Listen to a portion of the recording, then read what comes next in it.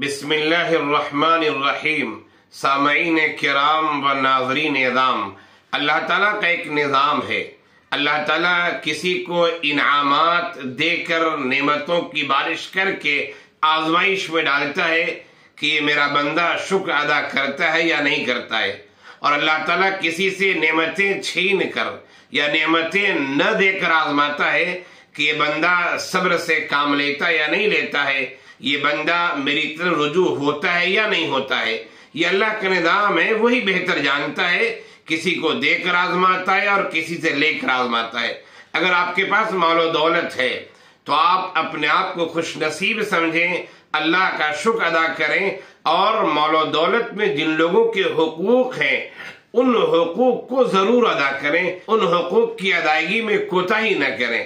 اگر آپ اللہ کے راستے میں خرچ کرتے رہیں گے تو اللہ تعالیٰ آپ کے مال میں بڑھوتری عطا فرمائے گا، اور پھر آپ خود مشاہدہ کریں گے اور دیکھیں گے کہ آپ کا مال کس قدر بڑھتا جا رہا ہے اور کتنی خوشحالی آ رہی ہے، اور اطمینان قلبی آپ کو کس قدر نصیب ہو رہی ہے۔ لیکن شرط یہ ہے کہ آپ اس مال کو اللہ کے راستے میں خرچ کریں اور اس میں بخل سے کام نہ لیں۔ ایک واقعہ سناتا ہوں، مسلم شریف کی روایت ہے، حضرت ابو ہریرہ رضی اللہ عنہ راوی حدیث ہیں، اللہ کے رسول صلی اللہ علیہ وسلم نے ارشاد فرمایا، ایک دفعہ کی بات ہے، ایک آدمی صحرا سے، کھلی جگہ سے، میدان سے گزر رہا تھا۔ اس نے دیکھا کہ ایک آواز آ رہی ہے، اور آواز یہ ہے، اسقی حدیقۃ فلان، جاؤ فلاں کے باغ کو سیراب کرو۔ اس آدمی نے آواز سنی، وہ بادل کو دیکھنے لگا کہ بادل کہاں جاتا ہے۔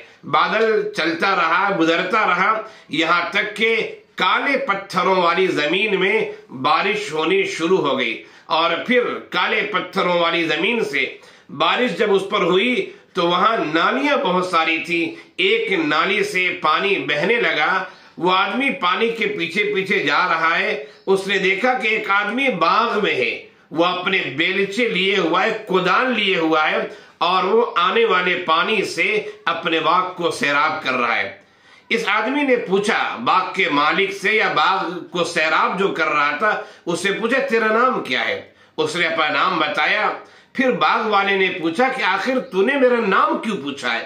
تو اس آدمی نے کہا کہ دیکھو، میں راستے سے گزر رہا تھا، میں نے ایک آواز سنی، بادل سے آواز آ رہی تھی، یا بادل سے کوئی خطاب کر رہا تھا، اسقی حدیقۃ فلان، جاؤ فلاں کے باغ کو سیراب کرو۔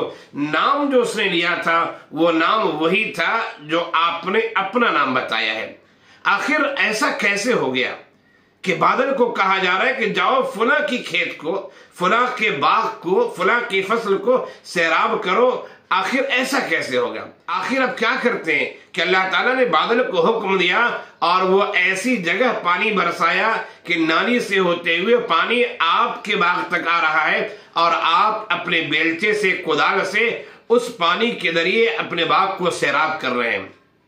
اس آدمی نے کہا کہ دیکھو، تم نے پوچھ لیا ہے تو میں تمہیں بتا دیتا ہوں، باغ میں جو بھی پیداوار ہے، جو بھی پھل فروٹ وغیرہ ہے، میں اس پیداوار کے 3 حصے کرتا ہوں۔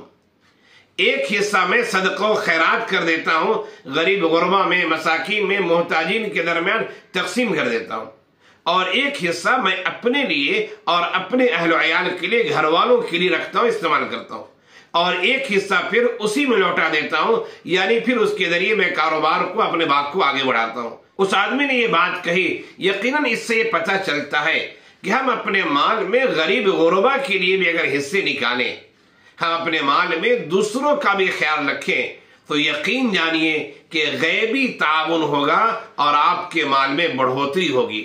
بس اس پر ایمان اور یقین کی بات ہے۔ یاد رکھیے، اللہ نے جو ہمیں مال دیا ہے اس مال میں دوسروں کی بھی حقوق ہے۔ ہم اپنے اڑوس پڑوس کو دیکھیں، ہم اپنے رشتہ داروں کو دیکھیں، ہم اپنی فیملی کے لوگوں کو دیکھیں کہ آخر کون ایسے لوگ ہیں جو ہمارے مال کے محتاج ہیں، ہم چپکے سے ان کا تعاون کر دیں، ہم چپکے سے انہیں ہدایہ اور تحائف کے نام سے پیش کر دیں۔